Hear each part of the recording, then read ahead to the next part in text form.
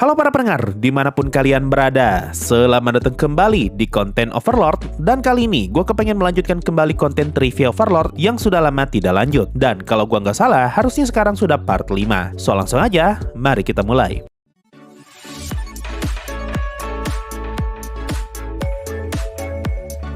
Trivia pertama, kondisi Nigredo dan Pestonya selama di penjara. Di side story Pleiades Days, kita diberitahu kalau Nigredo dan Pestonya dipenjara di lantai 7 Nazarick setelah mereka menentang perintah Ainz yang ingin menghabisi sebagian besar manusia yang telah Demiurge culik ketika operasi Gehenna di ending season 2. Nah, di sini kita diberitahu kalau semenjak mereka dipenjara di lantai 5, hubungan Nigredo dan Pestonya malah jadi semakin dekat. Bahkan disebutkan secara spesifik kalau kedekatan mereka sudah bagaikan orang yang terikat dengan hubungan darah alias saudara kandung. Di sini juga disebutkan kalau Nigredo tidak akan terlalu kedinginan karena dia bersama dengan Pestonya, yang mana bulu-bulunya Pestonya mempunyai skill bawaan yang ngebuat dia dapat bertahan dari hawa dingin alias cold resistance. Nah, kalimat ini seperti mau ngasih tahu kita kalau Nigredo tidak mempunyai skill cold resistance yang tinggi, atau bahkan mungkin dia tidak punya sama sekali. Makanya disebutkan kalau Nigredo bisa saja kedinginan. Kalimat ini juga bisa jadi indikasi kalau Nigredo dan Pestonya dikurung dalam ruangan yang sama. Makanya disebutkan kalau Nigredo tidak akan kedinginan selama ada Pestonya, karena Nigredo bisa saja memeluk Pestonya kalau saja dia mulai kedinginan. Ini juga bisa menjelaskan kenapa hubungan mereka berdua jadi semakin dekat, karena selama di penjara, mereka berdua saling menguatkan satu sama lain. Cuma kalau kalian ingat, di konten pembahasan tentang Nigredo, gue ngejelasin kalau Nigredo secara otomatis bakalan kembali ke mode jump scare-nya setelah beberapa waktu berlalu. Ini bisa jadi pertanda kalau Pestonya harus sesekali berurusan dengan mode jump scare-nya Nigredo selama mereka berdua dikurung bersama-sama. Inilah yang jadi alasan kenapa di Pleiades Days Yuri ngomong kalau dia lebih khawatir dengan nasibnya Pestonya daripada Nigredo. Lanjut, trivia kedua, Lich RGB alias Lich warna-warni. Di volume 8, kita diceritakan mengenai Mare yang masuk ke dalam Ashurbanipal, perpustakaan besar yang ada di lantai 9 Nazarick. Lalu, selama berada di dalam perpustakaan, Mare melihat ada banyak sekali undead yang berjaga di dalam perpustakaan. Dan salah satu undead itu adalah Elder Lich bernama Librarian J. Nah, ketika Mare bertemu dengan Librarian J, kita diberitahu mengenai jenis-jenis Lich di Overlord, di mana kelas Elder Lich mempunyai julukan sebagai White Counterfeiters. Monster dengan kelas ini biasanya mempunyai level 30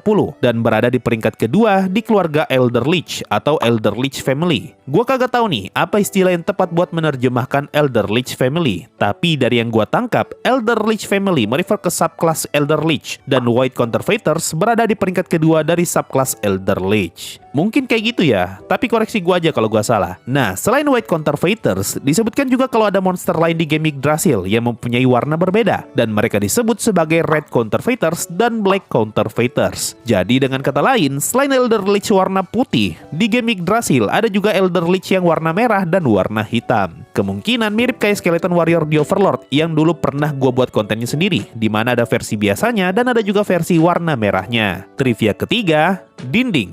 Di Q&A tahun 2014, Moriyama sempat ngasih tahu urutan kekuatan beberapa karakter di Overlord, dan urutannya kurang lebih kayak gini, dari yang terlemah sampai yang terkuat. Pertama manusia biasa, lalu macan, lalu Climb, lalu Zaryusu, kemudian tembok, lalu Zero, Gagaran, Brain, Gazef, Hamsuke, Clementine tanpa equipment Black Scripture, Gazef full equipment kerajaan, dan Clementine full equipment Black Scripture. Nah, tadi gue sempat sebut tuh tembok atau wall. Apa sebenarnya tembok, dan kenapa tembok bisa lebih kuat daripada Climb dan juga Zaryusu? Jawaban pastinya tidak ada, tapi asumsinya istilah wall atau tembok tadi merefer ke batasan maksimum yang dapat dicapai oleh manusia biasa. Jadi siapapun yang berada di atas tembok bisa dibilang mempunyai potensi dan kekuatan di atas batas tertinggi manusia normal. Trivia keempat, Evil Eye pernah diburu selain teokrasi. Di volume 5, kita diberitahu kalau Gagaran sangat membenci tindakan selain teokrasi yang sangat suka membantai ras lain selain manusia. Lalu Evil Eye ngomong kalau selain teokrasi pernah sekali berniat untuk membunuh dirinya. Tapi Evil Eye paham kalau yang selain teokrasi lakukan hanyalah untuk mempertahankan nasib umat manusia. Nah, kalimatnya Evil Eye mengindikasikan kalau selain teokrasi pernah mengirim pasukan untuk membantai Evil Eye ketika dia masih dikenal sebagai Landfall, yaitu vampir jahat yang dikabarkan mampu membinasakan satu negeri seorang diri, yang mana kejadian ini terjadi sekitar 200 tahun lalu. Tapi karena Evil Eye masih hidup, bisa kita simpulkan kalau usaha selain teokrasi gagal. Dan semenjak saat itu, mereka sudah tidak pernah lagi mengirim pasukan baru untuk melawan Evil Eye. Atau ada kemungkinan selain teokrasi, mungkin saja adalah Dalang yang mengutus 13 pahlawan untuk melawan Landfall alias Evil Eye. Tapi setelah bertemu langsung dengan Evil Eye, 13 pahlawan malah mengajak Evil Eye untuk bergabung dengan mereka. Dan mereka pun tidak jadi membunuh Evil Eye. Berhubung selain teokrasi tidak tahu nih kalau Evil Eye malah bergabung dengan 13 pahlawan, mereka pun berkesimpulan kalau Landfall alias Evil Eye telah mati. Makanya semenjak saat itu, sudah tidak ada lagi pasukan yang selain teokrasi kirim untuk membunuh Evil Eye. Trivia kelima, harga diri Entoma. Di volume 6, ketika Entoma bertarung melawan Gagaran dan Tina, Entoma sempat terkena hantaman senjatanya Gagaran dan Entoma berhasil menangkis serangan itu dengan menggunakan shield bug-nya. Nah, ketika terkena hantaman Gagaran, disebutkan kalau Entoma sengaja bertahan agar posisinya tidak bergeser sama sekali. Padahal harusnya tidak ada masalah meskipun Entoma bergeser sedikit. Semua ini karena Entoma ingin menjaga harga dirinya dan dia bertekad untuk tidak bergerak hanya karena hantaman manusia rendahan. Trivia ke-6, Albedo bisa naik kudanya. Di season 3 episode 1, kita diperlihatkan Albedo yang bisa memanggil kuda, dan Albedo menamai kudanya sebagai Top of the World. Berhubung kudanya Albedo adalah Bicorn, otomatis kudanya Albedo hanya bisa ditunggangi oleh perempuan yang sudah tidak suci. Tapi karena sampai saat ini Albedo masih anu, Albedo pun sama sekali tidak bisa menunggangi kudanya. Kalau kalian tanya untuk apa Albedo punya kuda, pertanyaan ini terjawab di volume 14 ketika Albedo mengejar Azut yang sedang terbang. Albedo ngomong kalau dia bisa mengejar Azut dengan mudah, asalkan dia bisa mengendarai kudanya. Dengan kata lain, kudanya Albedo diperlukan untuk meningkatkan mobilitasnya Albedo. Nah, meskipun disebutkan kalau Albedo tidak bisa menunggangi kudanya karena dia masih anu, di Overlord Undead King Oh chapter 40 terungkap kalau ternyata ada cara untuk membuat Albedo bisa naik kudanya. Di sini Ainz ngomong kalau dia bisa menggunakan skill kontrol amnesia untuk mengubah ingatan Top of the World agar dia menganggap Albedo sebagai perempuan yang anu. Atau bisa juga Ainz mengubah ingatannya Top of the World agar dia mau ditunggangi oleh perempuan yang masih suci. Kasusnya tuh mirip kayak kalimatnya Ainz di volume 2 atau mungkin volume 3, di mana Ainz ngaku ke Albedo kalau dia telah mengubah deskripsinya Albedo, dan Ainz bisa saja mengembalikan settingannya Albedo seperti sebelumnya dengan menggunakan skill kontrol amnesia dan mengubah kembali ingatannya Albedo. Tapi Albedo menolak tawaran itu, sama seperti di chapter 40 ini, di mana Albedo juga menolak tawaran Ainz yang ingin mengubah ingatannya Top of the World.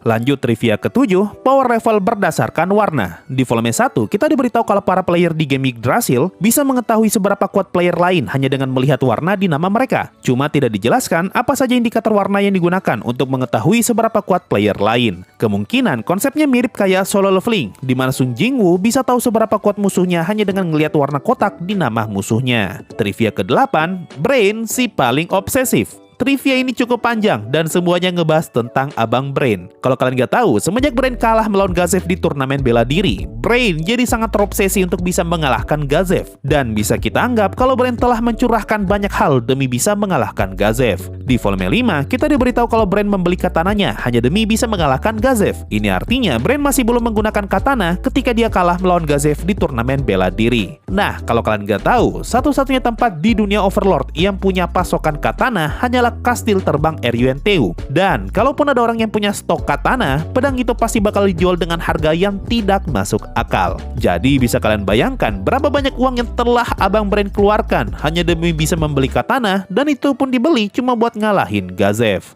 Belum habis sampai di situ, di volume 5 juga disebutkan kalau Brain sampai membeli item sihir berbentuk cincin yang tentu saja dia beli untuk dipakai melawan Gazev. Tapi karena saat itu Abang Brain lagi butuh duit dan tidak mau menyusahkan Gazev, jadinya Abang Brain menggadaikan cincinnya dan dia minta Gazev untuk menjual cincin itu. Dan terakhir, masih di volume 5, di sini disebutkan kalau Brain tahu alamat rumahnya Gazev, dan informasi ini dia dapatkan dari rumor yang beredar. Alasan kenapa Brain sampai nyari tahu alamat rumahnya Gazev karena dia harus tahu di mana Gazev tinggal kalau saja Brain kepengen datang untuk menantang Gazev lagi. Dan berdasarkan rumor yang Brain dapatkan, dikabarkan kalau terdapat pedang yang menancap di atap rumahnya Gazev. Tapi setelah ngeliat langsung bentuk rumahnya Gazev, Brain pun tahu kalau rumor yang beredar ternyata salah. Satu lagi trivia tentang Abang Brain, kalau kalian baca volume 5, ketika Brain pertama kali bertemu dengan Sebas dan Climb, Brain sama sekali tidak pernah menyebut dirinya sebagai I atau me, melainkan dia menyebut dirinya sebagai this one. Kalimat ini merupakan pertanda kalau Brain benar-benar menganggap dirinya rendah dan hina ketika dia pertama kali berbicara dengan Sebas dan Climb. Separah itu mentalnya Abang Brain setelah dia bertemu Shaltir.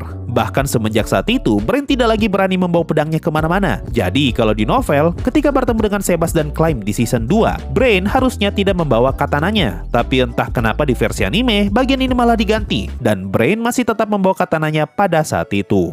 Masuk ke trivia terakhir, trivia ke-9, Jerniff kagum sama Renner. Di volume 9, ketika sedang dalam perjalanan menuju Nazarick, Jerniff dan Fluder sempat ngebahas mengenai calon wanita yang pantas untuk jadi ratu di Baharut Empire. Lalu, ketika mereka ngebahas soal Renner, di sini terungkap kalau Jerniff ternyata telah mengutus mata-mata untuk memantau segala gerak-gerik Renner. Bahkan Jerniff bisa mengetahui semua perkataan yang keluar dari mulutnya Renner. Karena hal ini, Jerniff mengetahui banyak hal mengenai kebijakan pemerintahan yang telah Renner gagaskan, dan semua gagasan itu berhasil membuat Jerniff merasa kagum. Jerniff juga sudah mencoba kebijakan itu di negaranya sendiri, dan hal ini malah membuat dia semakin kagum kepada Renner. Bahkan Jerniff sampai merasa kalau Baharut Empire akan mengalami kerugian yang sangat besar kalau saja ada sesuatu yang terjadi kepada Renner. Makanya Jerniff tidak pernah kepikiran untuk mengirim assassin hanya demi membunuh Renner. Tapi saking hebatnya kebijakan dan pergerakan yang Renner buat, Jerniff sampai merasa kalau Renner sepertinya mampu menebak arah pergerakannya Baharut Empire, yang mana ini berarti Renner mampu menebak rencananya Baharut Empire murni hanya dengan mengandalkan pemikirannya sendiri. Nah, asumsinya Jerniff mungkin saja benar, karena ada kemungkinan semua pergerakan yang Jerniff lakukan telah diatur oleh Demiurge. Karena kalau kalian tahu, Demiurge dan Renner sempat bertemu di season 2, dan semenjak saat itu Demiurge telah mengutus Shadow Demon untuk menjaga Renner.